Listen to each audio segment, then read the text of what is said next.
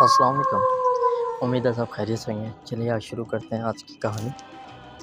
ٹھیک ہے، تو کہانی ہے کہ رات کا وقت تھا۔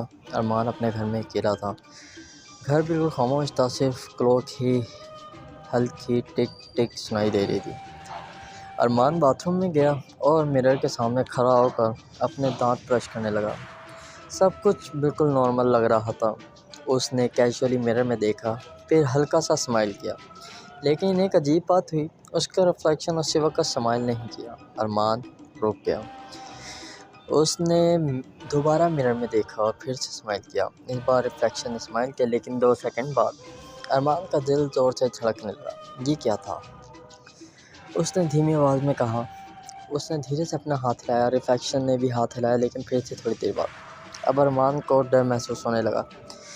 وہی شیشے کے بالکل قریب آ گیا اور غور سے اپنے ریفلیکشن کو دیکھنے لگا۔ اچانک ریفلیکشن کی اسمائل دھیرے دھیرے اور زیادہ بڑی ہونے لگی، لیکن ارمان بالکل سیریس کھڑا تھا۔ اس نے اسمائل نہیں کی تھی۔ ارمان ایک قدم پیچھے ہٹا، لیکن مرر میں ریفلیکشن اپنی جگہ سے نہیں ہٹا۔